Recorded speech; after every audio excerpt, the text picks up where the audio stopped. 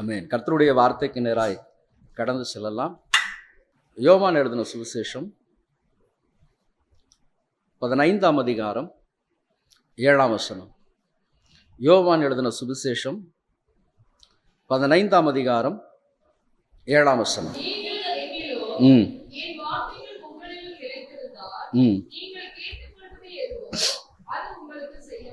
ஆமென். கண்களை மூடி செபிக்கலாம். ஆமென். கர்த்தர் இந்த வார்த்தையின் மூலமாய் நம்மோடு இடைப்படும்படியாக, நீங்கள் என்னிலும் என் வார்த்தை உங்களிலும் நிலைத்திருந்தால் நீங்கள் கேட்டுக்கொள்வது எதுவோ அது உங்களுக்கு செய்யப்படும். ஆமென். அல்லேலூயா. இரக்கமுள்ள பிதாவே, இந்த ஆசீர்வதிக்கப்பட்ட நல்ல உயிர்த்திருந்த நாளின் காலை வேளையில் உம்மை பாடி துதிக்க எங்களுக்கு கொடுத்த கிருபைக்காக நன்றி. இப்பொழுது உம்முடைய வார்த்தைக்கு நேராய் கடந்து செல்கிறோம். இந்த வார்த்தையில் இருக்கிற மறைப்பொருளை எங்களுக்கு விளக்கி காண்பீங்க ராஜா. ஆமென். தகப்பனே, கர்த்தருடைய சத்தியத்தில் எங்களை நடத்தும். அடியனை தாழ்த்துகிறேன், மறைத்துக் கொள்ளுங்க. உங்கள் நாமம் மாத்திரம் மகிமைப்படட்டும். இயேசு கிறிஸ்துவின் மூலமாய் சுபத்தை ஏறெடுக்கிறோம் நல்ல பிதாவே. ஆமென். நீங்கள் என்னிலும் என் வார்த்தை உங்களிலும் நிலைத்திருந்தால். ஆமென். வாக்குத்தத்தமான வார்த்தை, அதற்கு கீழ் சொல்லப்பட்டிருக்கிற வார்த்தைகள் தான் நமக்கு அதிகமாய் பிரியமாய் காணப்படும். ஆமென். நீங்கள் கேட்டுக்கொள்வது எதுவோ அது உங்களுக்கு செய்யப்படும். யோவான் எழுதின சுவிசேஷம் இதே 14ஆம் அதிகாரம் 14ஆம் வசனத்தில், நீங்கள் என் நாமத்தினால் எதை கேட்டாலும், எதை கேட்டாலும் அதை நான் செய்வேன் என்று வாக்கு கொடுத்திருக்கிறார். மத்தேயு எழுதின சுவிசேஷம் 7ஆம் அதிகாரம் 7ஆம் வசனத்தை நாம் வாசிக்கும் பொழுது, கேளுங்கள் தரப்படும், தட்டுங்கள் திறக்கப்படும். அப்போ இந்த வார்த்தைகளை எல்லாம் கேட்டு நம்ம ஜபத்தில் அதிகமாய் பயன்படுத்தும். ஆண்டவரே, நீர் இப்படியெல்லாம் சொல்லியிருக்கிறீரே, இந்த வார்த்தைகளின்படி என்னுடைய விண்ணப்பத்தின் சத்தத்துக்கு நீங்கள் பதில் கொடுக்க வேண்டும் என்று சொல்லி தான் அதிகமாய் நாம் செபிப்போம். ஆனால் ஆண்டவருடைய சமூகத்தில் காத்திருந்த பொழுது, கர்த்தர் இந்த வார்த்தைகளை கொடுத்த பொழுது, இந்த வார்த்தையின் காரியத்தை விளக்கி காண்பிக்கும் பொழுது, நீங்கள் என்னிலும் என் வார்த்தை உங்களிலும் நிலைத்திருந்தால். இப்போ வேதத்தில் நம்ம அநேக வாக்குத்தத்தங்களை சொல்லி ஜெபிக்கிறோம். ஆனால் அநேகருடைய ஜெபத்துக்கு பதில் நம்ம எதிர்பார்க்கிறபடி கிடைக்கவே. இப்போ காரியம் என்ன அப்படின்னு சொல்லும் பொழுது, நம்மிடத்தில் காணப்படுகிறதான குறைகளும் குற்றங்களும் மாத்திரமல்ல, கர்த்தருடைய வார்த்தையில் நம்ம என்ன பண்ண முடியல, கை கொள்ளுவது என்பது ரொம்ப ஒரு கடினமான ஒரு காரியமாய் காணப்படுகிறது. ஆண்டவருடைய நாம மகிமைக்காக இந்த வருஷத்தை ஆரம்பித்தோம். இன்னும் ஒரு சில நாட்கள், இன்னும் ஒரு சில மாதங்கள் முடிக்க போகிறோம். இப்போ இத்தனை நாட்களாக இந்த ஆண்டு முழுவதுமாய் கர்த்தர் நம்மை நடத்தினார். ஒவ்வொரு உயிர்த்தெழுந்த நாளின் காலையில் கர்த்தரை ஆராதிக்கும்படியாக சபைக்கு வந்திருக்கிறோம். கர்த்தருடைய வார்த்தைகளை கேட்டிருக்கிறோம். அந்த வார்த்தைகளில் என் வாழ்க்கையை மாற்றி இருக்கிறது, என் வாழ்க்கைக்கு புரோஜனமாய் இருக்கிறது, வாழ்க்கையின் அனுபவத்திற்கு நான் கொண்டு வந்திருக்கிறேன். அப்படி என்று நாம் எத்தனை பேர் சொல்ல முடியும்? ஐயா, அந்த வசனத்தின் மூலமாய் கர்த்தர் என்னோடு கூட இடைப்பட்டார் ஐயா. ஆகவே ஒவ்வொரு வாரமும் எனக்கு சொல்லப்படுகிற உபதேசங்கள் என்னுடைய வாழ்க்கையை மாற்றி அமைத்திருக்கிறது என்று சொல்லி எத்தனை பேர் சொல்ல முடியும்? அப்போ வசனமானது கிரியை செய்ய நம்மை முழுவதுமாய் ஒப்பு கொடுக்க வேண்டும். நான் என்னென்ன காரியங்கள் எல்லாம் மாம்சத்தின்படி என்னுடைய சுய சித்தத்தின்படி செய்து கொண்டு இருக்கிறேனோ, என்னுடைய சுய விருப்பத்தை நான் நிறைவேற்றுவதற்காக நான் அதிகமாய் உபவாசம் இருந்து நான் ஜெபம் பண்ணினாலும், கர்த்தருடைய சித்தத்தை அறிந்து நான் செயல்படாத பட்சத்தில் கர்த்தருடைய ஜெபத்துக்கு என்ன பண்ண மாட்டார்? செவி கொடுக்கவே மாட்டார். ஆகவே தான் 1 யோவானின் எழுதும் பொழுது 1 யோவானின் புஸ்தக நிருப பாடத்துல 1 யோவான் 5ஆம் அதிகாரம் 14-15 வசனம், நாம் எதையாகிலும் அவருடைய சித்தத்தின்படி கேட்டால் அவர் நமக்கு செவி கொடுக்கிறார் என்பதே அவரை பற்றி நாம் கொண்டிருக்கிற தைரியம். ஆமென். நாம் எதையாகிலும் அவருடைய சித்தத்தின்படி கேட்டால், எதையாகிலும் அவருடைய சித்தத்தின்படி கேட்டால் அவர் என்ன பண்ணுவாராம்? நமக்கு செவி கொடுக்கிறார் என்பதே நாம் அவரை பற்றி கொண்டிருக்கிற தைரியம். அப்ப இவ்வளவு நாள் நாம் ஜெபிக்கிறோம், வாக்கு தத்துவங்களை எல்லாம் ஜெபிக்கிறோம். ஆமென். அதில் பலருடைய ஜெபம் தன்னுடைய சுய விருப்பம் நிறைந்த ஜெபமாய் காணப்படுகிறபடியினால், அப்ப ஆகவே தான் யோவான் எழுதின சுவிசேஷத்துல ஆண்டவர் சொல்லுகிறார், ஆமென், நீங்கள் என்னிலும் என் வார்த்தைகள் உங்களிலும். அப்ப ஆண்டவர் கிறிஸ்து இயேசுவுக்குள்ளாக ஒரு மனுஷன் காணப்படும் பொழுது, ஒரு மனுஷன் பழைய மனுஷனுடைய எல்லா விதமான சாயல்களை எல்லாம் அடக்கம் பண்ணி அவன் புதிய சிருஷ்டியின் சாயலை தரித்து கொள்ளும் பொழுது, ஆமென், அந்த கிறிஸ்துவின் சிந்தைக்குள்ளாக அவன் வரும் பொழுது, அவனுடைய ஜீவியங்கள் மாற்றப்பட்டு அவனுடைய ஜெபம் எப்படிப்பட்ட ஜெபமாய் காணப்படும் என்று சொன்னால், அவன் தனக்காக ஜெபிக்கிறவனாய் காணப்பட மாட்டான், தன்னுடைய சுய சித்தத்தை செய்கிறவனாய் காணப்பட மாட்டான். ஆமென். அவனுடைய ஜெபங்கள் எல்லாம், அவனுடைய விருப்பங்கள் எல்லாம் வேறு விதமாய் காணப்படும். எப்படி காணப்படும் என்று சொன்னால், அழிந்து போகிற மக்களை குறித்ததான ஒரு பாரத்தோடு, ஆண்டவரே என்னை ஒரு புதிய சிருஷ்டியின் சாயலுக்குள்ளாய் கொண்டு வந்திருக்கிறீங்களே ராஜா, உம்முடைய வார்த்தை, ஆமென், நீர் என்னில் நிலைத்திருக்கிறீர், ஆமென், என்னை போல ராஜா மற்றவர்களையும் மாற்ற வேண்டுமே, அந்த கிறிஸ்துவின் அன்பை இவர்களும் ருசிக்க வேண்டுமே என்று சொல்லிதான் அவர்களுடைய ஜெபம் காணப்படும். அவர்களுடைய கண்களில் இருந்து கண்ணீர் தாரை தாரையாய் வடியும். ஆமென். ஆகவேதான் ஆண்டவர் சொன்னார், என்னில் நிலைத்திருக்காத கொடி எதுவோ அதை என்ன பண்ணுவாராம், அவர் வெட்டி எறிந்து அக்னியிலே போடுவார். அப்போ அவரில் நிலைத்திருக்கிற கொடி எதுவோ அதை என்ன பண்ணுவாராம், சுத்தம் பண்ணுவாராம். எதற்காக? மிகுந்த கனிகளை கொடுக்கும்படியாக, மிகுந்த கனிகளை கொடுக்கும்படியாக. வந்திருக்கிற கர்த்தருடைய ஜனமே, கிறிஸ்தவ வாழ்க்கையில் ஆமென் வாழ்ந்து கொண்டிருக்கிறோம். கர்த்தருடைய ஆசீர்வாதம் என்னை உயர்த்த வேண்டும், என்னை மேன்மையடைய செய்ய வேண்டும், நான் கேட்கிற வாஞ்சிக்கிற காரியங்கள் எல்லாம் கர்த்தர் எனக்கு வாழ்க்கையில் கொடுக்க வேண்டும், ஒரு நல்ல ஒரு ஆசீர்வாதமான ஒரு வாழ்க்கை வாழ வேண்டும் என்று சொல்லி விரும்புவது அல்ல. என் வாழ்க்கை கிறிஸ்துவின் மீது நிலைத்திருக்கிற ஒரு வாழ்க்கையாய் காணப்படணும். ஆகவே தான் ஆண்டவர் அதில் அதிகமாய் பிரியப்படுகிறார். நீங்கள் என்னிலும், நீங்கள் என்னிலும், நீங்கள் என்னிலும். ஆமென். நீதிமொழிகள்ல வாசிக்கிறோம், நீதிமானுடைய நினைவுகள் எல்லாம் எப்படிப்பட்டதான், நியாயமானவைகள். நீதிமான் விரும்புகிறதெல்லாம் அவனுக்கு கொடுக்கப்படுமா? ஏன்? எதற்காக? நீதிமானுடைய காரியங்கள் எல்லாம் பார்த்தீங்கன்னா தனக்குரியதாய் காணப்படாது, தனக்குரியதாய் காணப்படாது. அப்ப இன்றைக்கு நீங்கள் எத்தனை பேர் கிறிஸ்துவுக்குள்ளாக நிலைத்திருக்கிற அந்த அனுபவத்திற்குள்ளாய் காணப்படுறீங்க? கிறிஸ்துவுக்குள்ளாய் நிலைத்திருக்கிறவர்களுடைய ஜெப வாழ்க்கை வேறு விதமாய் காணப்படும். ஆகவேதான் பவுல் அப்போஸ்தலனை குறித்து நீங்க வேதத்தில் வாசிக்கும் பொழுது, ஒருவர் பாரத்தை ஒருவர் சுமந்து கிறிஸ்துவின் பிரமாணத்தை நம்ம என்ன பண்ணுவோம், நிறைவேற்றுவோம். அப்போ நான் கிறிஸ்துவுக்குள்ளாக இருந்தால், கிறிஸ்துவின் நாமம் ஆமென் என் மூலமாக மகிமைப்பட வேண்டும் என்று சொன்னால், என்னுடைய ஜெப வாழ்க்கை எப்படி காணப்படும்?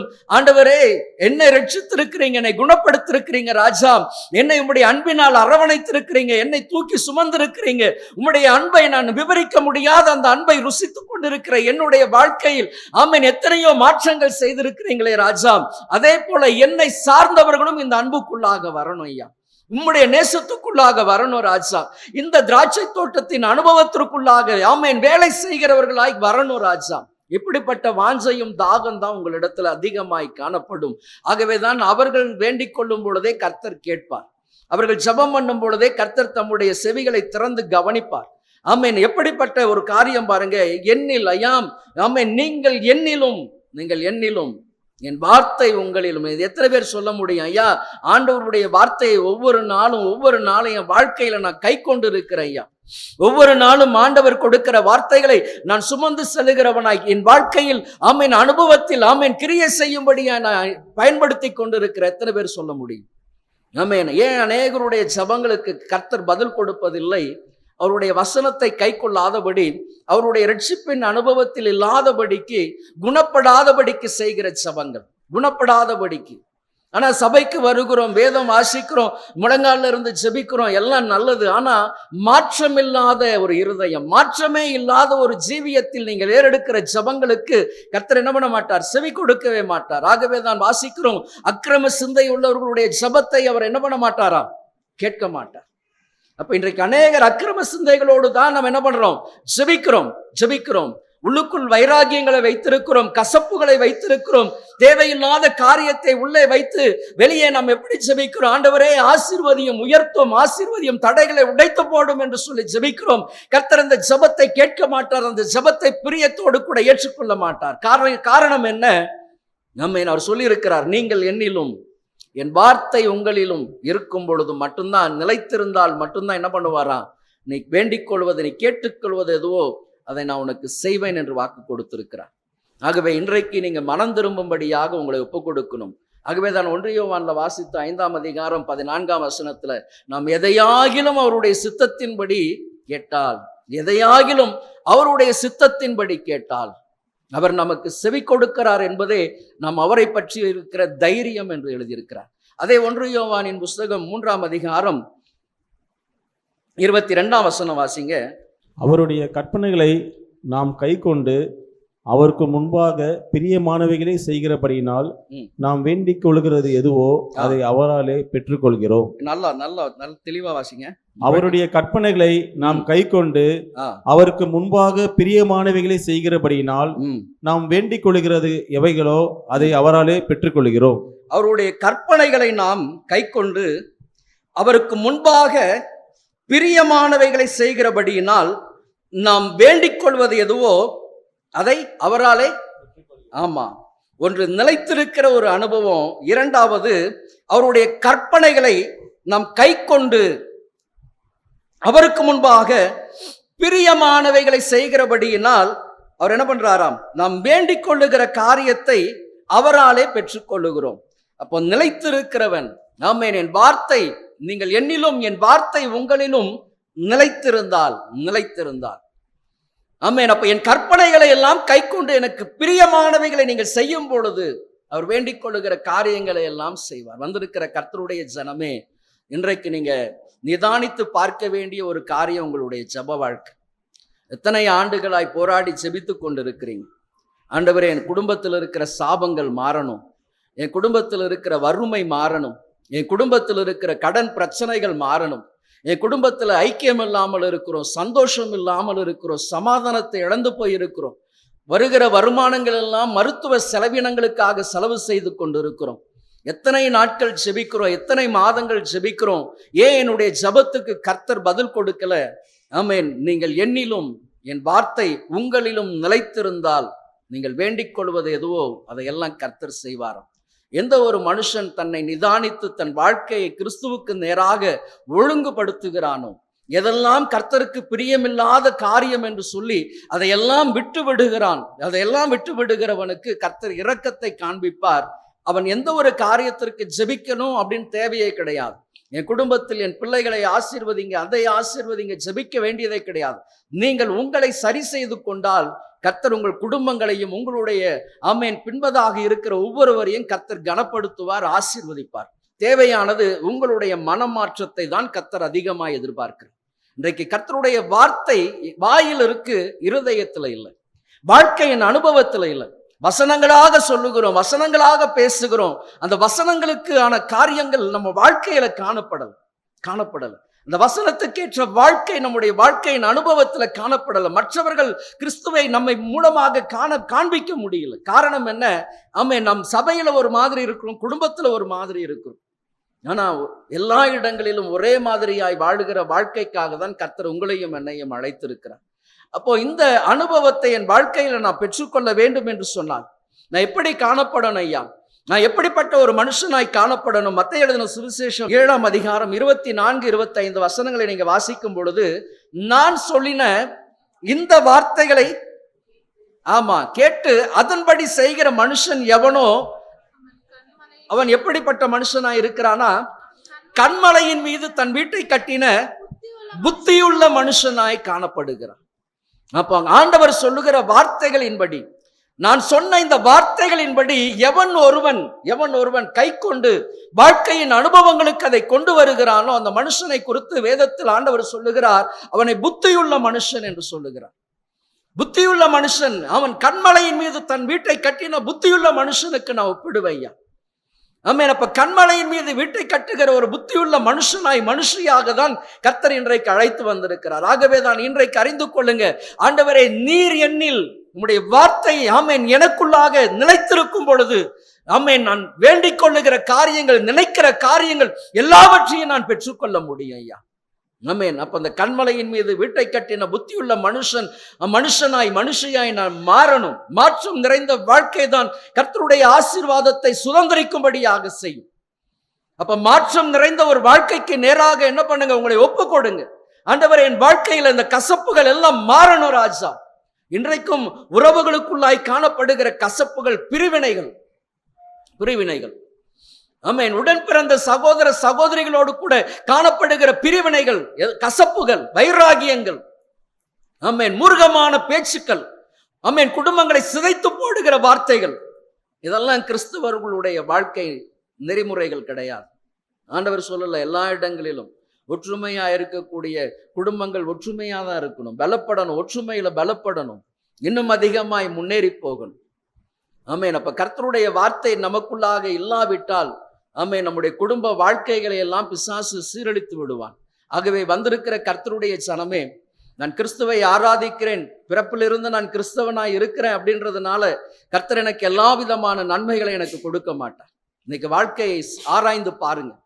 ஆமென். கர்த்தருடைய வார்த்தை, அவர் என்னில் இருக்கிறார், அவர் வார்த்தை எனக்குள்ளாக நிலைத்திருக்கிறதா, அவர் சொல்லுகிற உபதேச வார்த்தைகள் எனக்குள்ளாக இருக்கிறதா? அவருடைய வார்த்தை உங்களுக்குள்ளாக இருந்தால் நீங்க கனி கொடுக்கிறவர்களாக இருப்பீர்கள். ஆமென். நீங்கள் அவருக்குள்ளாக, ஆமென், அவருடைய வார்த்தை உங்களுக்குள்ளாக இருந்தால் நீங்கள் எப்படி இருப்பீங்க? எல்லாரையும் அரவணைக்கிறவர்களாக இருப்பீங்க, தூக்கி சுமக்கிறவர்களாக இருப்பீங்க. எந்த பாடுகள் எந்த பிரச்சனைகள் வந்தாலும் ஆமென் எல்லாவற்றையும் சகித்து செல்லுகிறவர்களாய் காணப்படுவீங்க. ஆமென். ஆகவே இன்றைக்கு நீங்க நிதானிக்க வேண்டியது மிகவும் அவசியமாய் காணப்படுகிறது. அவருடைய கற்பனைகளை எல்லாம் கை கொண்டு அவருக்கு பிரியமானபடி நடக்கும் பொழுது வேண்டிக் கொள்வது எதுவோ அதையெல்லாம் நீங்க பெற்றுக்கொள்வீங்களா? சித்தத்தின்படி கேட்கும் பொழுது பெற்றுக்கொள்வீர்களாம். ஆமென். மாத்திரமல்ல, ஆமென், நீங்கள் என்னிலும் என் வார்த்தை உங்களிலும் நிலைத்திருந்தால் நீங்க வேண்டிக் கொள்வதையெல்லாம் நான் உங்களுக்கு செய்வேன் என்று கர்த்தர் வாக்கு கொடுத்திருக்கிறார். வார்த்தைகளை சொல்லிலாம் நம்ம ஜெபிக்கிறோம், ஆனா வாழ்க்கையில் இல்லையே, அந்த வார்த்தை வாழ்க்கையில கிரியை செய்யலையே. ஆமென். ஒருவன் உங்களை பார்க்கும் பொழுது கிறிஸ்தவருடைய சாயலை வெளிப்படுத்துகிற அந்த தன்மை இல்லையே. ஆமென். ஆகவே தான் அநேக குடும்பத்தில் சண்டை, சச்சரவு, சமாதானம் அக்னி பிழம்பில் இருப்பது போல, நரகத்தில் இருப்பது போல உணர்ந்து கொண்டிருக்கிறீங்க. காரணம் என்ன? கிறிஸ்து இல்லையா? கிறிஸ்து இல்லை, அவருடைய வார்த்தை என்னில் இல்லை. ஒரு காதில் வாங்கி ஒரு காதலை நம்ம விட்டு விடுகிறோம்.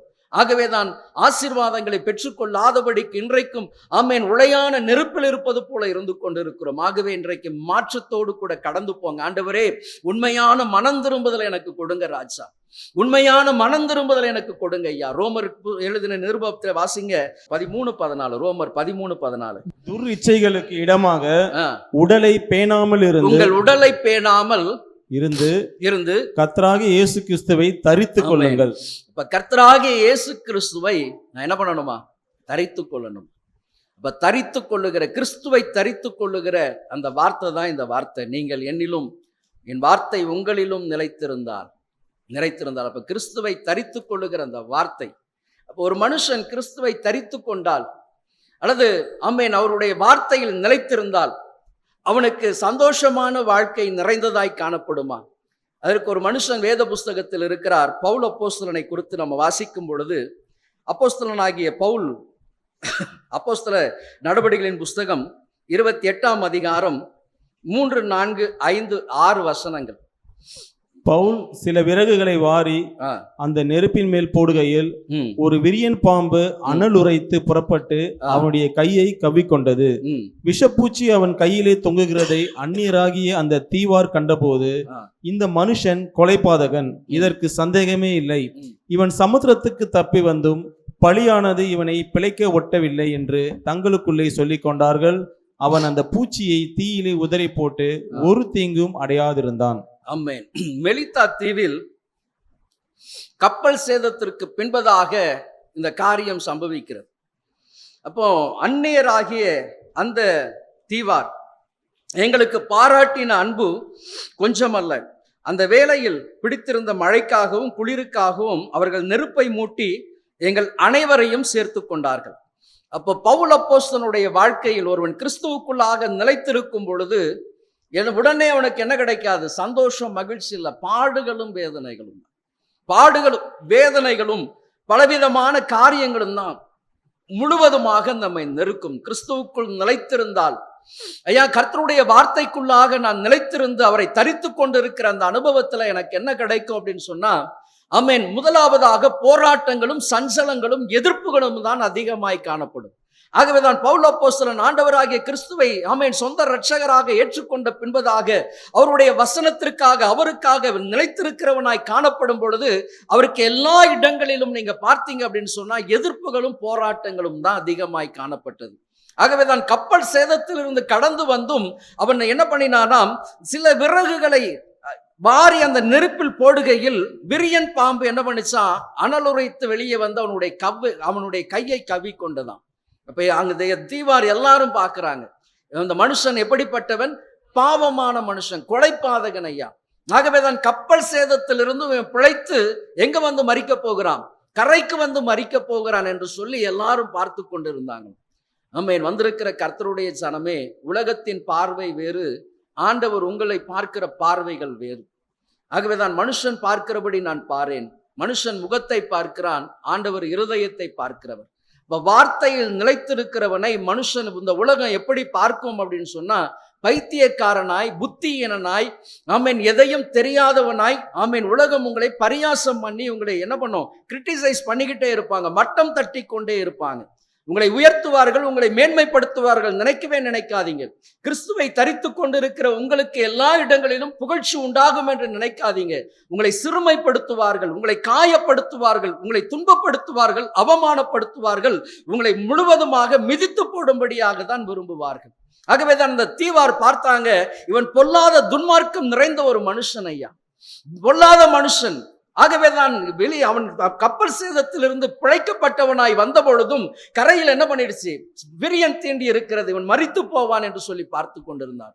வந்திருக்கிற கர்த்தருடைய ஜனமே, நீங்கள் ஆமேன், கர்த்தருடைய வார்த்தை உங்களில் நிலைத்திருக்கும் பொழுது, ஆமேன், கர்த்தருக்காக நீங்கள் கனி கொடுக்கிறவர்களாய் காணப்படும் பொழுது, உலகம் உங்களை வேறு விதமாக பார்க்கும். பாடுகளும் சோதனைகளும் வேதனைகள் மத்தியில நீங்க கர்த்தருக்காக கனி கொடுக்க தான் கர்த்தர் உங்களில் மகிமைப்படுவார். அப்படிப்பட்ட மேன்மையான வாழ்க்கைக்கு நேராக தான் கர்த்தர் உங்களை நடத்தி கொண்டு போகிறார். இன்றைக்கு நாம் நினைத்து கொண்டிருக்கிறோம், நான் கர்த்தரை ஏற்றுக்கொண்டிருக்கிறேன், ஆண்டவராகிய இயேசு கிறிஸ்துவின் ரத்தத்தால கழுவப்பட்டிருக்கிறேன், ஆகவே உலகத்தின் ஐஸ்வர்யங்களும் ஆஸ்திகளும் எல்லா விதமான செல்வாக்குகளும் எனக்கு கிடைக்கும் என்று சொல்லி நீங்க நினைக்காதீங்க. நம்ம அதெல்லாம் அழிந்து போகக்கூடியது. ஆனா அழியாத உள்ளான மனுஷனுடைய ஆமேன் அந்த ஆத்துமா இருக்கு பாத்தீங்களா, அது கர்த்தருக்காக ஒவ்வொரு நாளும் ஆமேன் பலப்பட்டு கொண்டே இருக்கும். இந்த உலகத்தில் ஆமேன், நான் என் ஓட்டத்தை முடித்தாலும் கிறிஸ்துவோடு கூட என்றென்றைக்கும் நான் சதா காலங்களிலும் இருப்பையாம். ஆகவே இந்த உலகத்தில் இருக்கிற ஆமேன் பொன் பொருளை காட்டிலும் மேன்மையான ஆசீர்வாதத்தை எந்த மனுஷனும் என்னிலிருந்து எடுத்துக்கொள்ள முடியாத ஆமேன் ரட்சிப்பை நான் பெற்றிருக்கிறேன், மனமகிழ்ச்சியை பெற்றிருக்கிறேன், அந்த சந்தோஷத்தை பெற்றிருக்கிறேன். இது எனக்கு மேலான ஆசீர்வாதம்.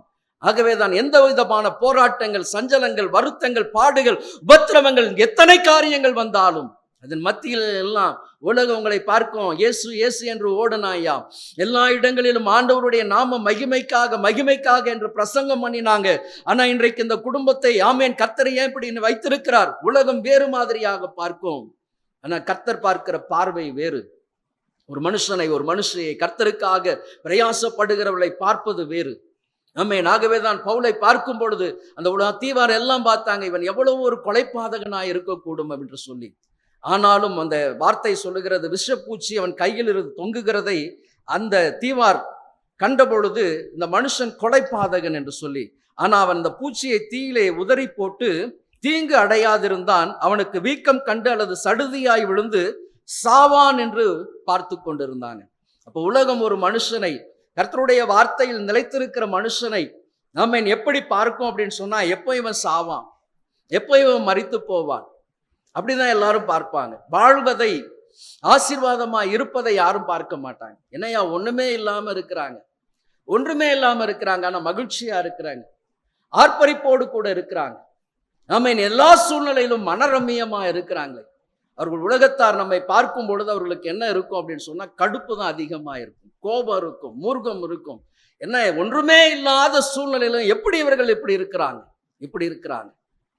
ஆமென். அப்போ வந்திருக்கிற கர்த்தருடைய சனமே, இன்றைக்கு அறிந்து கொள்ளுங்க, ஆண்டவரே, உலகம் என்னை பார்க்கிற விதங்கள் வேறு, ஆனா நான் உம்முடைய வார்த்தையில் நான் நிலைத்திருந்தால், நீர் எனக்குள்ளாக இருந்தால், நான் உம்மை தரித்து கொண்டால், ஆமென், என்னுடைய வாழ்க்கை என்பது வேறு ராஜா, என் வாழ்க்கை என்பது வேறு.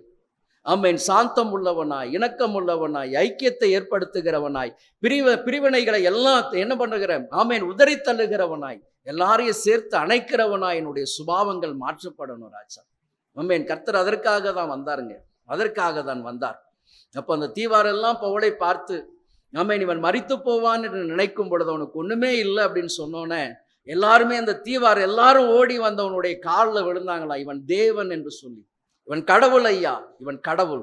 ஆகவேதான் ஆண்டவர் வாக்கு கொடுத்திருக்கிறார். மார்க் எழுதின சுவிசேஷம் 16ஆம் அதிகாரத்துல, விசுவாசிக்கிறவர்களாய் நடக்கும் அடையாளங்கள் ஆவன. 18ஆம் வசனத்தை வாசிங்க. மார்க் 16:18. சர்ப்பங்களை எடுப்பார்கள், ம், சாவுக்கேதுவான யாதொன்றை குடித்தாலும் அது அவர்களை சேதப்படுத்தாது. ம். வியாதியஸ்தர் மேல் கைகளை வைப்பார்கள், அப்பொழுது அவர்கள் சொஸ்தமாவார்கள் என்றார். ஆமென். சாவுக்கு ஏதுவான எது ஒன்றை குடித்தாலும் அது என்ன பண்ணாதான்? சேதப்படுத்தாது. சாது சுந்தர் சிங்கை குறித்து கேள்விப்பட்டிருப்போம். சாது சுந்தர் சிங் உண்மையான தேவன் யார் என்று சொல்லி இரவு முழுவதுமாய் அவர் உட்கார்ந்துகிட்டே இருந்தார். யார் உண்மையான தெய்வம்? எத்தனையோ தெய்வங்களை குறித்து சொல்றாங்க. யார் உண்மையான தெய்வம்? உண்மையான தெய்வம் என்று சொன்னால் அவர் என் கண்ணுக்கு முன்னாடி வரணும். இல்லைனா காலையில் நான் என்ன பண்ணுவேன், அந்த ட்ரெயினில் விழுந்து நான் தற்கொலை செய்து கொள்வேன். ராம் முழுவதுமாய் உட்கார்ந்து கொண்டே இருந்தார். உண்மையான தெய்வம்னா என் கண்ணுக்கு முன்னாடி வரணும், நான் பார்க்கணும், அந்த உண்மையான தெய்வத்தை நான் பார்க்கணும். அவர் ராம் முழுவதும் இருந்தார். ஒரு விடியற் காலையில் ஆண்டவராகிய கிறிஸ்து தன்னுடைய தரிசனத்தின் மூலமாய் சுந்தர் சிங்கை சந்தித்தார். நீ தேடுகிற அந்த உண்மையான தெய்வம் நான் தான் இயேசு. உனக்காக ரத்தம் சிந்திருக்கிறேன், உனக்காக மரணத்தை ருசி பார்த்திருக்கிறேன், உனக்காக உயிர்த்தெழுந்திருக்கிறேன் என்று சொல்லி தன்னை வெளிப்படுத்தினார். அவருக்கு ஒரே சந்தோஷம். உண்மையான தேவன் இயேசு கிறிஸ்துவை கண்டு கொண்டார், சொந்த இரட்சகராக ஏற்றுக்கொண்டார். வேதத்தை வாங்கி வாசித்து வாசித்து வாசித்து ஆண்டவருடைய அன்பை அதிகமாய் ருசிக்க ஆரம்பித்தார். ஆண்டவருடைய அன்பை அதிகமாய் ருசிக்க ருசிக்க அவங்க பெற்றோரெல்லாம் பார்த்தாங்க. கொஞ்சம் ஆரம்பத்தில் பார்க்கும் பொழுது சரி ஏதோ ஒரு விளையாட்டுத்தனமாக செய்கிறான் என்று சொல்லி, ஆனால் நாட்கள் செல்ல செல்ல ஆண்டவர் மீது அவர் தாகத்தோடு வாஞ்சையோடு எப்பொழுதும் ஆண்டவரையே தேடிக்கொண்டிருந்தபடியினால் அவங்க பெற்றோர்கள் கண்டிக்க ஆரம்பித்தார். நம்முடைய காரியத்திற்கு இது சரிப்பட்டு வராது, நாம் வேறு மார்க்கத்தை சார்ந்தவங்க, நமக்கு இவர்தான் தெய்வம் இப்படியெல்லாம் சொல்லி அவரை சொன்னாங்க. இல்லை, நான் உண்மையான தெய்வத்தை நான் கண்டு கொண்டேன். அவர் உலக ரட்சகர், அவர் ஆண்டவராகிய இயேசு கிறிஸ்து தான் என்னுடைய சொந்த ரட்சகர் என்று சொல்லி ஆண்டவருக்காக வைராகியம் பாராட்டினார். அவர் குடும்பத்தார் என்ன பண்ணாங்க, அவருக்கு ஒரு நாள் இரவு நேரத்தில் சாப்பாட்டில் விஷம் வச்சுட்டாங்க. இவன் மரித்து போவான், இவன் இருப்பதை காட்டிலும் மரித்து போவது நல்லது, இவனால் நம்முடைய குடும்பத்துக்கு என்ன நன்மை கிடையாது, தீமை தான் அதிகமாக இருக்கிறது என்று சொல்லி அவங்க வீட்டில் என்ன பண்ணிட்டாங்க, சாப்பாட்டில் விஷம் வச்சுட்டாங்க. அவர் சாப்பிட்டார், அந்த ஆகாரத்தை சாப்பிட்டார். காலையில் மரித்து போவான் என்று நினைத்து கொண்டு இருந்த பொழுது அவர் எழுந்து உட்கார்ந்து மறுபடியுமாய் கர்த்தரை தேடுகிறதை கண்டவுடன் அவங்க வீட்டில் இருக்கிறவங்களுக்கெல்லாம் மிகுந்த திகில். என்ன இந்த மனுஷன், என்ன இவனுக்கு விஷத்தை வச்சாலும் இவன் மறிக்கவில்லையே என்று சொல்லி. ஆகவே தான் வந்திருக்கிற கர்த்தருடைய ஜனமே, வேதத்தில் எழுதப்பட்டிருக்கிற வார்த்தைகள் பொய்யல்ல. வாழ்க்கையில் நீங்கள் ஆண்டவரை உண்மையாய் நம்பும் பொழுது சாவுக்கு ஏதுவான எந்த ஒரு காரியமும் உங்களை மேற்கொள்ள முடியாது. அதுதான், நீங்கள் என்னிலும் என் வார்த்தை உங்களிலும் நிலைத்திருந்தால் சாவுக்கு ஏதுவான எந்த ஒரு காரியமும் உங்களை மேற்கொள்ளவே முடியாது. ஆமென். உலகம் கொடுக்கக்கூடாத சந்தோஷத்தையும் சமாதானத்தையும் கொடுக்கிற என்னுடைய கர்த்தருடைய வல்லமை வெளிப்படும்படியாக எந்த ஒரு காரியமும் உங்களை என்ன படுத்தாது, சேதப்படுத்தவே படுத்தாது. சுந்தர் சிங் கர்த்தருக்காக வைராகியமாய் ஊழியம் செய்து இந்திய தேசத்தில் எல்லா இடங்களுக்கும் இமயம் முதல் குமரி வரை வந்து ஊழியம் செய்த ஒரு மனுஷன். உண்மையாய் கர்த்தரை ஆராதித்தபடினால் கர்த்தர் பலவிதமான நாச மோசங்களுக்கெல்லாம் அந்த மனுஷனை கர்த்தர் பாதுகாத்தார், பயன்படுத்தினார், வல்லமையான ஒரு கருவியாய் எடுத்து நடத்தினார். ஏன்? கர்த்தருடைய வார்த்தையில் நிலைத்திருந்தபடியினால். கர்த்தருடைய வார்த்தையில் நிலைத்திருந்தால் எனக்கு கிரீடம் கிடையாது. இந்த உலகம் என்னை பரியாசம் பண்ணும், அதை நல்லா புரிஞ்சுக்கிடுங்க. எல்லாரும் பரியாசம் பண்ணுவாங்க, வெட்கப்படுத்துவாங்க, கிண்டல் கேலி பண்ணுவாங்க, விஷத்தை வைத்து கொள்ளும்படியாக கூட ஏவுவாங்க. ஆனா நீங்க கர்த்தருக்காக நிற்கும் பொழுது, கர்த்தருக்காக வைராகியமாய் நிற்கும் பொழுது கர்த்தர் உங்களை வல்லமையாய் எடுத்து பயன்படுத்துவார். இதற்காக தான் கர்த்தர் உங்களையும் என்னையும் அழைத்திருக்கிறார். ஆகவே வார்த்தை இல்லாதபடி, கிறிஸ்து இல்லாதபடிக்கு என் வாழ்க்கை இருக்கக்கூடாது ஐயா. நான் ஒரு சாதாரணமான ஒரு குடும்பத்தை நடத்துகிற ஒரு தலைவனாய் இருக்கலாம், குடும்ப தலைவியாய் இருக்கலாம். உங்கள் வாழ்க்கையிலும் கிறிஸ்து மிக மிக அவசியமாய் காணப்படுகிறார். வாழ்க்கையில கிறிஸ்து இல்லாம எந்த ஒரு காரியத்தையும் செய்யாதீங்க. ஆண்டவரே, என் வாழ்க்கையில பிரதானமா இருக்கிறவர் நீர் மட்டும்தான் ராஜா. என் வாழ்க்கையில எல்லாமே நீங்க மட்டும்தான் ராஜா. உம்மை நான் முன்னிலைப்படுத்தி தான் நான் வாழ வேண்டுமே தவிர எந்த இடங்களிலும் உமக்காக நான் என்ன பண்ணக்கூடாது, உலகத்தோடு கூட சமரசம் செய்கிறவளாய் காணக்கூடாது. எந்த இடங்களிலும் உம்முடைய நாம மகிமைக்கு இழுக்கு வரக்கூடாது, என்னால் இழுக்கு வரக்கூடாது ஐயா. எல்லா இடங்களிலும் உம்முடைய நாமம் என்னை கொண்டு மகிமைப்பட வேண்டுமே அன்றி எந்த இடத்துல நான் என்ன பண்ணக்கூடாது, உம்மை விட்டு கொடுக்க கூடாது ராஜா. அதுதாங்க வார்த்தையில் நிலைத்திருக்கிற அந்த மனுஷன். அவன்தான் புத்தியுள்ள மனுஷனாய், கண்மலையின் மீது வீட்டை கட்டின புத்தியுள்ள மனுஷனாய் காணப்படுவான். ஆகவே பவுல் அப்போஸ்தலன் எல்லா விதமான நெருக்கங்கள், பாடுகள் வழியாக தான் கிறிஸ்துவின் நாமத்தை மகிமைப்படுத்தினார், அவருக்காக ஊழியம் செய்தார். அப்ப கர்த்தர் இந்த மனுஷனை வெறும் பாடுகள் வழியாக நடத்தினாரா? இல்ல, அந்த மனுஷன் மூலமாக தன்னுடைய வல்லமையை வெளிப்படுத்தினார். வாசிக்கலாம் அப்போஸ்தலர் நடபடிகளின் புஸ்தகம் 20ஆம் அதிகாரம் 9ஆம் வசனம் வாசிங்க. அப்பொழுது ஐதுகு என்னும் பெயர் கொண்ட ஒரு வாலிபன் ஜன்னலில் உட்கார்ந்திருந்து பவுல் நெடுநேரம் பிரசங்கம் பண்ணி கொண்டிருக்கையில் மிகுந்த தூக்கமடைந்து நித்திரை மயக்கத்தினால் சாய்ந்து 3ஆம் மெத்திலிருந்து கீழே விழுந்து மரித்தவனாய் எடுக்கப்பட்டான். ஆமென். பவுல் நெடுநேரம் பிரசங்கம் செய்து நெடுநேரம் பிரசங்கம் பண்ணி கொண்டிருக்கையில் என்ன ஆயிடுச்சா? தூக்கம் வந்து, ஐதீகுக்கு என்ன வந்துட்டு? தூக்கம் வந்து அவன் நித்திரை மயக்கத்தினால் எங்கிருந்து விழுந்துட்டானா? 3ஆவது மெத்தையிலிருந்து கீழே விழுந்து மரித்தவனாய் எடுக்கப்பட்டான். ஐயா, நான் கிறிஸ்துவில் நிலைத்திருந்தால், வார்த்தையில் நிலைத்திருந்தால், என் வாழ்க்கை முழுவதும் பாடுதானா? எல்லா இடங்களிலும் பாடுகள், வேதனைகள். இல்லை, மரணத்தை நான் மட்டும்தான் ஆமென் ஜெயிக்க முடியுமா? இல்லை, கர்த்தர் உங்கள் மூலமாக மரணத்தில் இருக்கிறவர்களை உயிர்ப்பிக்கும்படியான வல்லமையை விளங்க பண்ணுவார். ஆமென். ஆகவேதான் 3ஆவது மாடியில் இருந்து பிரசங்கம், கர்த்தருடைய வார்த்தை. நீங்க கர்த்தரில் நிலைத்திருந்தால் கர்த்தருடைய வார்த்தையை கர்த்தர் ஆமென் உங்களுக்கு அப்படியே சரளமாக பேசிக்கொண்டிருக்கும்படியாக செய்து கொண்டே இருப்பார். அவர் எப்படிப்பட்டவர், அவருடைய தன்மைகள் என்ன, அவருடைய குணாதிசயங்கள் என்ன, நீங்கள் ஆராதிக்கிற தேவனுடைய மகத்துவங்கள் எப்படிப்பட்டது, அவர் சொல்லிக்கொண்டே இருப்பார். ஆகவேதான் பவுல் பிரசங்கம் பண்ணின பொழுது ஆமென், பிரசங்கம் பண்ணி கொண்டிருந்த பொழுது, இன்னைக்கு நிறைய பேருக்கு சபையில வந்து தூக்கம் வந்துடுது இல்லையா? நிறைய பேருக்கு தூக்கம் வந்துடுது. செய்தி வேளையில அப்படியே கண்ணை மூடிட்டு அப்படியே தூங்குறோம். ஆனா பவுலுடைய பிரசங்கத்திலும் தூக்கம் வந்து ஐதீக என்ன பண்ணானா? 3ஆவது மெத்தையிலிருந்து கீழே விழுந்தான். ஆனா வேதம் சொல்லுகிறது 10ஆம் வசனம், உடனே பவுல் இறங்கி போய் அவன் மேல் விழுந்து அவனை அணைத்து கொண்டு, கலங்காதிருங்கள், இவன் உயிர் இவனுக்குள் இருக்குது. இந்த ஒரு வார்த்தை தாங்க. ஆமென். கிறிஸ்துவுக்குள் நிலைத்திருந்தால் விசுவாசி என்ன பண்ண மாட்டான்? பதற மாட்டான். மேல இருந்து கீழே விழுந்து இறந்துட்டான் அப்படின்னு சொன்ன உடனே அங்க இருக்கிற ஜனங்களுக்குள்ளெல்லாம் என்ன வந்திருக்கும்? பயமாயிருக்கும். ஐயோ, கூட்டத்துக்கு வந்து ஒருவர் மரித்து போனாரே. பவுல் கவலைப்படலைங்க. ஆகவேதான் விசுவாசிக்கிறவன், கர்த்தருடைய வார்த்தையில் நிலைத்திருக்கிறவன், என்ன பிரச்சனைகள் வந்தாலும், என்ன போராட்டங்கள் இருந்தாலும் அவன் நிலைத்திருக்கிறவனாய் காணப்படுவான். பயப்படவே மாட்டான். ஆமென். பயப்படாதவன். ஆமென். அவன் சிங்கத்தை போல கர்ச்சிக்கிறவன். அப்ப இறங்கி வந்தான், அவன் மேல் விழுந்தான். அவன் சொன்ன காரியம், ஐதீகினை எழுந்துரு அப்படின்லாம் சொல்லவே இல்லை பாருங்க. அந்த காரியம் சொல்லப்பட்டு இருக்கிறது, இவன் உயிர் இவனுக்குள்ள இருக்கு. 3ஆவது மெத்தையிலிருந்து கீழே விழுந்தவன், இவன் உயிர், அவன் சொன்ன காரியம், இவன் உயிர் இவனுக்குள்ள இருக்கு. அதுக்கு அடுத்த வசனத்தை நீங்க பாருங்க, 12ஆம் வசனம். அந்த வாலிபனை அவர்கள் உயிருள்ளவனாக கூட்டிக் கொண்டு வந்து மிகுந்த ஆறுதல் அடைந்தார்கள். ஆமென். அவன் மரித்து போயிட்டார் அப்படின்னு சொன்ன உடனே எல்லாம் பரபரப்பு வந்திருக்கும், எல்லாம் கூட்டம் கூடி இருக்கும். இல்ல, அவன் எதுவுமே சொல்லலை, சலனமே இல்லாதபடிக்கு இவன் உயிர் இவனுக்குள் இருக்குதுன்னு சொல்லிட்டு மறுபடியும் என்ன பண்ண போயிட்டாரு? பிரசங்கம் பண்ண போயிட்டார். ஆமென். வந்திருக்கிற கர்த்தருடைய ஜனமே, கர்த்தருடைய வார்த்தையில் நீங்கள் நிலைத்திருந்தால், உங்க குடும்பத்துல என்ன பிரச்சனைகள், போராட்டங்கள் வந்திருந்தாலும் நீங்க என்ன பண்ண மாட்டீங்க? மற்றவங்க மாதிரி கேட்டு பயப்படலாம் மாட்டீங்க. திகில் வராது, பயம் வராது. எந்த விதமான காரியத்தை கண்டு நீங்க என்ன பண்ண மாட்டீங்க? சோர்ந்து போயிட மாட்டீங்க. அந்த இடத்துலதான் அதிகமாய் கர்த்தருக்காக நிற்க வேண்டும் என்கிற வைராகியம் எழும்பும். பவுல் பயப்படல. மறுபடியுமாய் அவனுடைய உயிர் இருக்கு அப்படின்னு சொல்லிட்டு அவன் மேல போயிட்டு பிரசங்கம் பண்ணார். இரவு முழுவதும், விடியற்காலம் அப்படின்னு சொல்லுது, அப்ப ராம் முழுவதுமாய் ஒரு நைட் பிரேயர் நடக்குது அந்த இடத்துல. ஆமென். ஒரு இரவு ஜெபம் முழுவதுமாக முடித்து காலையில் அவனை என்ன கொண்டு வந்து நிறுத்துறாங்க. அந்த வாலிபனை உயிர் உள்ளவனாய் கொண்டு வந்து மிகுந்த ஆறுதல் அடைந்தார்கள். இதுதாங்க, நீங்க கர்த்தரில் ஆமென் அவருடைய வசனத்தில் நீங்க நிலைத்திருந்தால் கர்த்தர் உங்கள் மூலமாய் செய்கிற காரியங்கள் வெறும் பாடு வேதனைகள் அல்ல. கர்த்தர் உங்கள் மூலமாய் மகிமையான காரியத்தை செய்வார். உயிர்த்தெழுதலின் ஆமென் வல்லமையை விளங்க பண்ணுவார். நாம் ஆராதிக்கிற தேவன் ஜீவன் உள்ளவர்.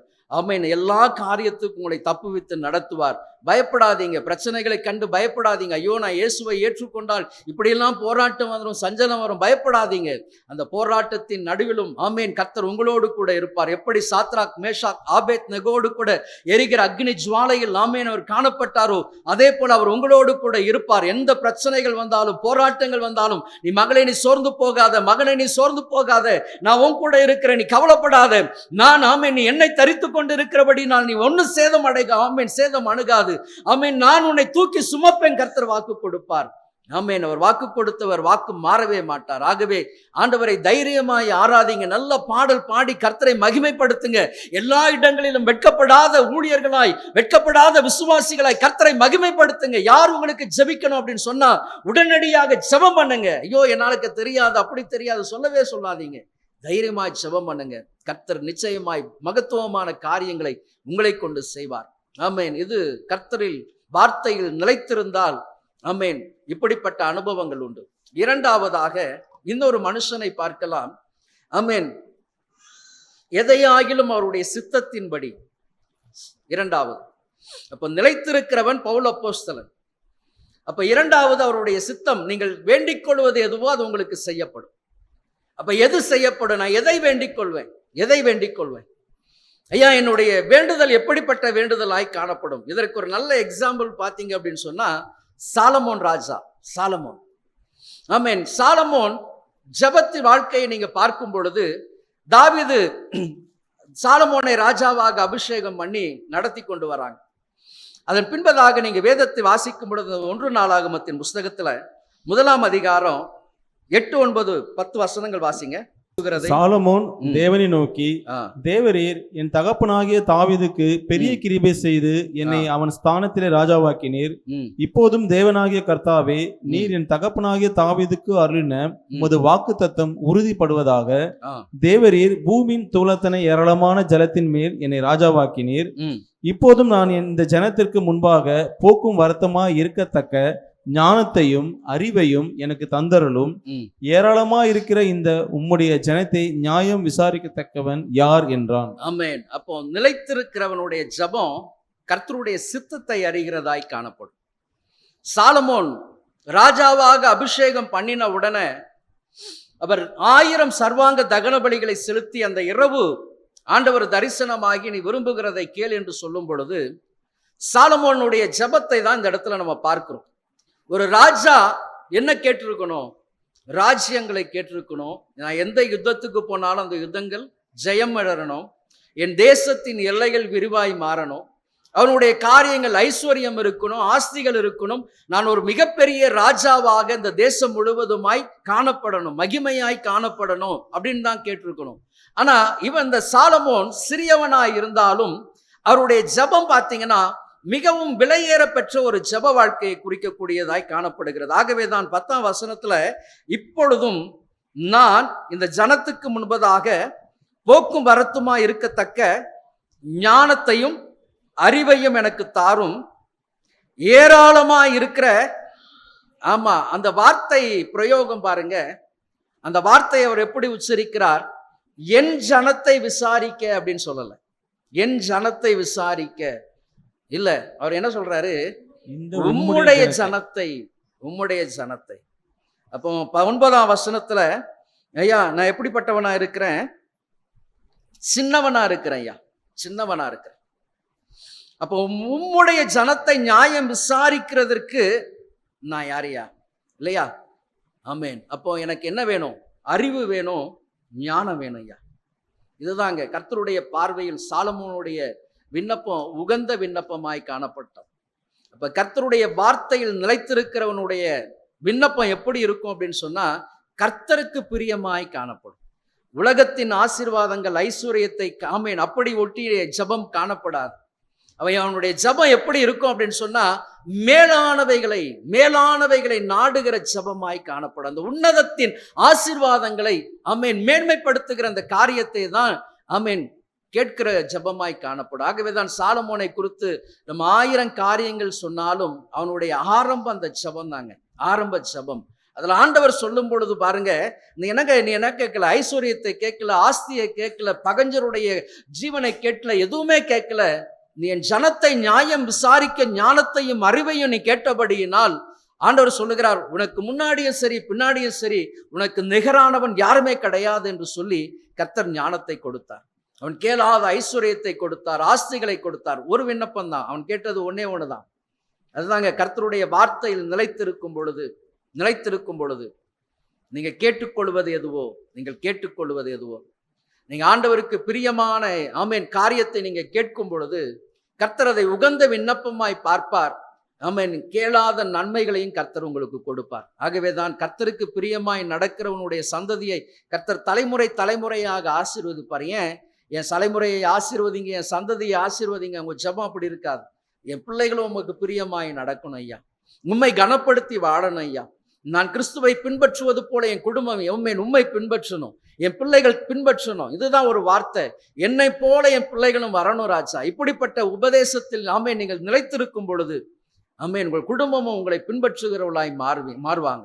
அப்ப வந்திருக்கிற கர்த்தருடைய ஜனமே, அவருடைய சித்தத்தை அறிந்து செயல்படும்படி ஜெபிக்கும்படியாக ஆண்டவருடைய சமூகத்துல தரித்துக் கொள்ளுங்க. ஆண்டவரை தரித்துக் கொள்ளுங்க. ஆண்டவரே, நீர் என்னிலும் உம்முடைய வார்த்தை என்னில் இருக்குது ஐயா, நான் உன்னிலும் உம்முடைய வார்த்தை என்னிலும் நிலைத்திருக்கும் பொழுது வேண்டிக் கொள்வதெல்லாம் நீங்க தருவேன்னு சொல்லியிருக்கிறீங்க. அப்ப உங்களுடைய ஜெப வாழ்க்கையும் வேறு விதமாய் மாறும். நீங்க ஜெபிக்கிற விதங்கள் வேறு விதமாய் காணப்படும்.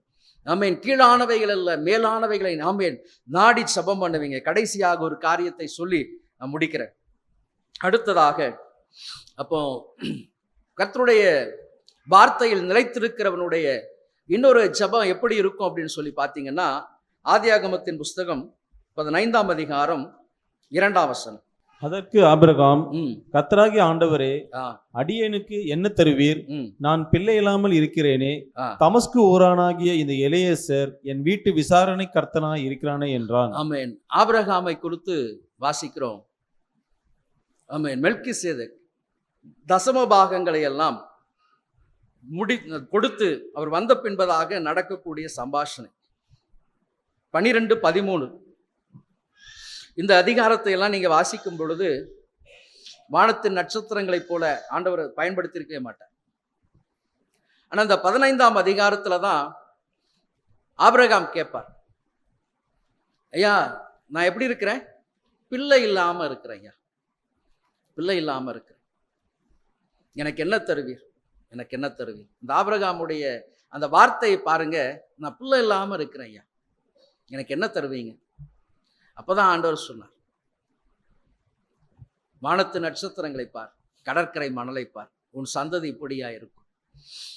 எந்த ஒரு மனுஷன் கர்த்தரில் நிலைத்திருக்கிறானோ, கர்த்தருடைய வார்த்தையில் நிலைத்திருக்கிறானோ, ஆண்டவராகிய கிறிஸ்துவை தரித்திருக்கிறானோ, நீ விரும்புகிறதை பெற்றுக்கொள்ள முடியும். உன் வாஞ்சைகளை கர்த்தர் அறிந்து உனக்கும் கர்ப்பத்தின் கனிகளை கொடுப்பார். வார்த்தையில நிலைத்திருங்க ஐயா, உங்களுடைய வார்த்தைக்காக நான் நிலைத்திருப்பேன். உங்களுடைய வார்த்தை என்னில் கிரியை செய்யும்படி என் வாழ்க்கையின் அனுபவத்துக்கு நான் அதை கொண்டு வருவேன் ஐயா. தசம பாகத்தை எல்லாம் கொடுத்த அந்த யுத்தத்தில் தன்னுடைய சகோதரனுடைய குடும்பத்தை மீட்டெடுத்து கொண்டு வரும் பொழுது அவன் முழுவதுமாக அந்த தசம பாகத்தை எல்லாம் மெல்கிசேதேக்கு கொடுத்துட்டு அவர் வரும்பொழுதுதான் இந்த வார்த்தை, இந்த சந்த காரியங்கள் நடந்த பின்பு அப்படின்னு சொல்லப்பட்டிருக்கும். அப்போ மனுஷனை எந்த விதத்திலும் நீங்க என்ன பண்ணுங்க, பிரியப்படுத்தாதீங்க, கர்த்தரை பிரியப்படுத்துங்க. ஆண்டவருடைய சமூகத்தில் ஆபிரகாம் கேட்ட ஒரே காரியம், நான் பிள்ளை இல்லாம இருக்கிறேன் ஐயா, நான் பிள்ளை இல்லாம இருக்கிறேன், எனக்கு என்ன தருவீங்க? 12 ஆண்டவர் சொன்னார், நான் உன்னை ஆசீர்வதிப்பேன் என்று சொன்னார். ஆனா 15 ஆபிரகாம் கேட்கிறார், ஐயா நான் பிள்ளை இல்லாம இருக்கிறேன், எனக்கு என்ன கொடுப்பீங்க ஐயா? நிலைத்திருக்கிறவன் நியாயமான விண்ணப்பங்களை ஆண்டவருடைய சமூகத்தில் ஏறெடுக்கும் பொழுது கர்த்தர் அந்த ஜபத்துக்கு பதில் கொடுப்பார். ஆண்டவர் உனக்கு இவ்வளவு வயசாயிட்டு அதெல்லாம் சொல்லவே இல்லை. வானத்து நட்சத்திரங்களை பார், கடற்கரை மணலை பார், சந்ததி இப்படி இருக்கும். வாக்கு கொடுத்தவர் இன்றைய வரைக்கும் அந்த வாக்கு தத்துவத்தை நிறைவேற்றி கொண்டிருக்கிறார். காரணம், ஆண்டவரை உறுதியாய் பற்றி கொண்டிருந்த ஆபிரகாம் முழுவதுமாக ஆண்டவரை பற்றி கொண்டிருந்தபடியினால் கர்த்தர் முடிவு பரியந்தம் ஆபிரகாமுடைய சந்ததி உன் பேரை பெருமைப்படுத்துவேன் என்று சொன்னார்.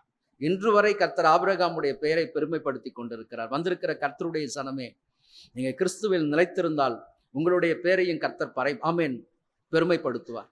நாம் வாழ்ந்து மறைந்து போனாலும் தலைமுறை தலைமுறையாய் சந்ததி சந்ததியாய் கர்த்தர் அந்த நாமத்தை என்ன பண்ணுவார்? சொல்லிக்கொண்டே இருப்பார், பெருமைப்படுத்தி கொண்டே இருப்பார். ஆமென். நீங்க ஓட வேண்டிய காரியம், ஐயா நான் தகப்பனே இந்த உலகத்துல எனக்கு கொடுக்கப்பட்ட நியமிக்கப்பட்டு இருக்கிற ஓட்டத்தை சீராக ஓடணும், உம்மில் நிலைத்திருந்து நான் கனி கொடுக்கிறவனாய் காணப்படணும். ஆகவே இந்த யோவான் எழுதின சுவிசேஷம் 15ஆம் அதிகாரம், ஆமென், அந்த 7ஆம் வசனத்தை மறுபடியும் வாசித்து ஜெபத்தோடு முடிக்கலாம். நீங்கள் என்னிலும் ஆமென். அப்படி எல்லாரும் கொஞ்ச நேரம் அந்த வசனத்தை கை வச்சுடுங்க. வேத புஸ்தகத்தை மூட வேண்டாம். அப்படியே முழங்கால் படியிட்டு அந்த வசனத்துல கை வச்சு, நீங்கள் ஆமென் என்னிலும் என் வார்த்தை, நல்லா அப்படி நல்லா அறிக்கையிட்டு சொல்லுங்க, நல்லா அறிக்கையிட்டு சொல்லுங்க. எல்லாரும் முழங்கால் படியிட்டு நல்லா அந்த வசனத்துல கை வைத்து, நீங்கள் என்னிலும் என் வார்த்தை உங்களிலும் நிலைத்திருந்தார். நீங்கள் என்னிலும் என் வார்த்தை உங்களிலும் நிலைத்திருந்தார். நீங்கள் கேட்டுக்கொள்வதுவோ அது உங்களுக்கு செய்யப்படும். நல்லா அப்படியே நல்லா ஒப்பு கொடுத்து அந்த வசனத்துல கை வைத்து ஜெபம் பண்ணுங்க. ஆண்டவரே, உம்முடைய வார்த்தை என்னில் நிலைத்திருக்கணும் ராஜா, உம்முடைய வார்த்தை என்னில் நிலைத்திருக்கணும் ராஜா. உங்க வார்த்தைகளை ஒவ்வொரு நாளும் கை கொள்ளணும். நீங்க சொன்ன அந்த உபதேசத்தின் வார்த்தைகளை நான் கை கொள்ளணும் ராஜா. என்னில் கனி கொடுக்கிற கொடி எதுவோ அதை அவர் சுத்தம் பண்ணுவார், அது மிகுதியான கனிகளை கொடுக்கும்படி. எதெல்லாம் கனி கொடுக்கலையோ அதை அவர் பிடுங்கி எறிந்து போடுவார். ஆமென். நான் கனி கொடுக்கிறவனாய் மாறணும் அப்படின்னு சொன்னா, அவருக்கு பிரயோஜனமுள்ள ஒரு வாழ்க்கை வாழுகிறவனாய் காணப்படணும்னா உம்மில் நான் நிலைத்திருக்கணும் ராஜா. ஆமென். தகப்பனே ஸ்தோத்திரம் ஐயா, எனக்கு பலன் கொடுங்க. நல்லா சொல்லுங்க. ஆண்டவரே, இந்த உலகத்தை குறித்து, இந்த உலகத்தின் சிற்றின்பங்களில் ஆமென் என்னை விற்று போடக்கூடாது ராஜா. இந்த உலகத்தின் மாயைக்குள்ளாக என்னை அப்பா தகப்பனே ஸ்தோத்திர ராஜா ஆமென் நான் அமிழ்ந்து விடக்கூடாது ஐயா. இந்த உலகத்திலிருந்து வெளியே வரணும், கிறிஸ்துவாகி உம்மை தரித்து கொள்ளணும் ராஜா. ஆமென் தகப்பனை, உம்மை தரித்து கொண்டவனாய் உம்முடைய வார்த்தையில் நிலைநிற்கிறவனாய் நான் காணப்படணும். பவுல் அப்போஸ்தலனுக்கு எத்தனையோ போராட்டங்கள், எத்தனையோ நெருக்கங்கள் ஐயா, எத்தனையோ சிங்க கெபிகள்லாம் வந்தது ராஜா. ஆனாலும் அதன் மத்தியில் கூட ஐயா உமக்காக ஓடின ஒரு மனுஷன் அல்லவா ஐயா. அந்த மனுஷன் மூலமாக நீர் உம்முடைய உயிர்ப்பித்த அப்பா தகப்பனை உயிர்த்தெழுந்த வல்லமையை வெளிப்படுத்தினீரே ராஜா. நானும் கூட ஓடணும் ராஜா. ஆமென். பவுலை போல ஓடணும். எவ்வளவு பாடுகள், எவ்வளவு நிந்தைகள், எவ்வளவு அவமானங்கள் வந்தாலும் நான் சகித்து ஓடணும். என் குடும்பத்தில் எவ்வளவு போராட்டங்கள், சண்டை சச்சரவுகள் வந்தாலும் ஐயா நான் சகித்து ஆமென் அவைகளை எல்லாம் நான் தகப்பனை ஏற்றுக்கொள்ளணும் ராஜா. ஆமென். அல்லேலூயா. என் மூலமாய் என் குடும்பம் கட்டப்படணுமே அன்றி ஆமென் சிதறடிக்கப்படக்கூடாது. என் மூலமாய் குடும்பம் ஐக்கியமாக இருக்கணுமே அன்றி என் குடும்பங்கள் ஆமென் தகப்பனை சண்டை சச்சரவோடு கூட காணப்படக்கூடாது ஐயா. ஆமென். நல்ல ஜெபம் பண்ணுங்க. அப்படியே நல்ல ஜெபம் பண்ணுங்க. நீங்க நல்ல ஜெபம் பண்ணுங்க. இந்த வசனங்களை வாழ்க்கையின் அனுபவத்துக்கு கொண்டு வரணும் ராஜா. யார் என்னை குறித்து தவறான காரியத்தை பேசினாலும் அது ஒரு காதலை வாங்கி விட்டுருவேன். ஐயோ எனக்கு பேசிட்டாங்களே அப்படின்லாம் நான் வருத்தப்படக்கூடாது ஐயா. அப்படி நல்லா ஜெபிங்க, நல்லா ஜெபிங்க. ஒரு நல்ல விடுதலைக்காக ஜெபம் பண்ணுங்க. ஆமென். ஹல்லேலூயா. வார்த்தை உங்களில் இருந்தால் தான் உங்களுக்கு ஒரு விடுதலை காணப்படும். கிறிஸ்துவாகி ஆமென் இயேசு உங்களுக்குள்ளா இருந்தால் மட்டும்தான் உங்களுக்கு விடுதலை. ஆமென். நல்ல ஒரு ஆவி ஆத்மா சரீரத்தில் விடுதலை. அந்த தேவையில்லாத சிந்தைகளுக்குள்ளா இருந்து ஆமென் அந்த காரியங்களெல்லாம் எடுத்து போடணுமா இயேசு கிறிஸ்துவை ஆமென் இன்றைக்கு சொந்த இரட்சகராக ஏற்றுக்கொள்ளுங்க. உங்கள் பாவங்கள், உங்களுடைய அக்கிரமங்களை எல்லாம் ஆமென் அவர் கல்வாரி சிலுவையில் சுமந்திருக்கிறார். இரத்தத்தின் வல்லமையினால் உங்களை கழுவி ஒப்புக்கொடுக்கும்படி ஒப்புக்கொடுங்க. ஒரு மனம் திரும்புதலுக்கு நேராய் வாங்க. ஆமென். இன்றைக்கு அந்த வார்த்தைகள் ஆமென் உங்களுக்காக ஹல்லேலூயா. இரவு சரியாய் தூக்கம் இல்லாதபடிக்கு புலம்பிக் கொண்டு இருக்கிறீங்க. ஐயோ என் வாழ்க்கை எப்படி இருக்கும், ஆமென் என் எதிர்காலங்கள் எப்படி இருக்கும், பயத்தோடு கூட இருக்கிறீங்களா? இன்றைக்கு இந்த வார்த்தை உங்களுக்காக. ஆமென். ஹல்லேலூயா. நல்ல அறிக்கையிடுங்க. ஆண்டவரே, நீர் என்னிலும் உம்முடைய வார்த்தை ஆமென் தகப்பனே எனக்குள்ளாக நிலைத்திருக்கணும் ராஜா, நிலைத்திருக்கணும் ராஜா. ஆமென். நல்லா ஜெபிங்க, நல்லா ஜெபம் பண்ணுங்க. ஆண்டவரே ஸ்தோத்திரம் ஐயா. ஹல்லேலூயா. வேலை ஸ்தலத்துல நெருக்கங்கள் இருக்கு, போராட்டம் இருக்கு ராஜா. ஆனாலும் கூட அப்பா இதை மேற்கொள்ளும்படியாய் கர்த்தருடைய வல்லமை நான் உம்மில் நிலைத்திருக்கிறபடியினால் யாமேன் எந்த ஒரு தீங்கும் என்னை மேற்கொள்ள முடியாது ராஜா. யோசேப்பின் தேவன் என்னோடு கூட இருக்கிறீங்க. தானியேலை தப்புவித்தவர் என்னோடு கூட இருக்கிறீங்க ராஜா. ஆமென். எல்லா விதமான நெருக்கங்கள் போராட்டங்களிலும் நீர் என்னோடு கூட இருந்து என்னை பயத்துக்கெல்லாம் நீங்களாக்கி விடுகிற தேவன் ராஜா. ஆமென். ஹல்லேலூயா. நன்றி நன்றி நன்றி நன்றி ராஜா. ஒரு நல்ல விடுதலைக்காக நல்ல ஜெபிங்க, நல்ல ஜெபம் பண்ணுங்க. ஆண்டவரே ஸ்தோத்திரம் ஐயா, உம்மில் நிலைத்திருக்கும் பொழுது ஆமென், நான் வேண்டிக் கொள்ளுகிற எந்த ஒரு காரியத்தை நீர் எனக்கு கொடுப்பீங்க ராஜா. ஆமென். சாலமோன் தகப்பனே, சித்தமான காரியம், பிரியமான காரியத்தை அப்பா, உகந்த விண்ணப்பத்தை ஏறெடுத்தது போல நானும் உகந்த விண்ணப்பங்களை ஏறெடுக்கணும் ராஜா. கீழானவைகளை அல்ல, மேலானவைகளை நாடி தேடும்படியாய் ஆபிரகாமை போல ராஜா நானும் பிள்ளை இல்லாம இருக்கிறேனே ராஜா.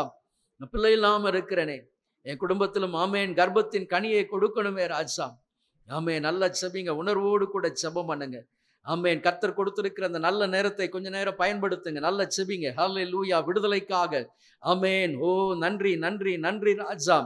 ஆமேன். நான் வெறுமையாய் வந்து வெறுமையாய் போகக்கூடாது. இந்த உயிர்த்தெழுந்த நாள் என் வாழ்க்கையில் ஒரு பெரிய மாற்றத்தை, ஒரு ஆசீர்வாதத்தை, ஆமேன் உன்னதமான ஆமேன் மேன்மையை கண்டடையும்படி என் கண்கள் திறக்கப்படும்படியாக ஆமேன் தகப்பனே ஸ்தோத்திரம் ஐயா. ஆமேன். என்னை அழைத்து கொண்டு வந்தவர் ராஜா, இன்றைக்கு என்னை வெறுமையாய் போக விடமாட்டீங்க ராஜா. என்னை முழுவதுமாய் நடத்துங்க, என்னை முழுவதுமாய் நடத்துங்க. ஆமேன். விசேஷமாய் தகப்பனே, கர்ப்பத்தின் கனி இல்லாத பிள்ளைகளுக்காய் ஜெபிக்கிறேன் ஐயா. ஆமேன். வல்லமை இறங்குவதாக. அந்த கர்ப்பங்கள் ஆமேன், அடைக்கப்பட்டிருக்கிற கர்ப்பங்கள் ஆமேன் திறக்கப்படட்டும் இயேசுவின் நாமத்தினால். சாராளை கடாட்சித்தவர் ஆமேன், அன்னாளை கடாட்சித்தவர் பிள்ளைகளை ஆமேன் நினைத்தருளுவீராக ராஜா. ஆமேன். கர்ப்பங்கள் எல்லாம் தகப்பனே கனிகளோடு கூட ராஜா உம்முடைய நாமத்தை மகிமைப்படுத்தணும் ஐயா. ஆமேன் தகப்பனே ஸ்தோத்திரம் ஐயா. அதே போல திருமணம் ஆகாத பிள்ளைகளுக்கும் ஏற்ற துணைகளை கர்த்தர் கொடுத்து குடும்ப வாழ்க்கையை ஆசீர்வதிங்க ராஜா. ஆமேன் தகப்பனே. தொழில் செய்கிற, வியாபாரம் செய்கிற ஒவ்வொருவரையும் கர்த்தர் ஆசீர்வதிப்பீராக. கர்த்தர் வழி நடத்துங்க, ஆசீர்வதிங்க. இயேசு கிறிஸ்து மூலமாய் ஜெபத்தை ஏறெடுக்கிறோம் நல்ல பிதாவே. ஆமேன் ஆமேன்.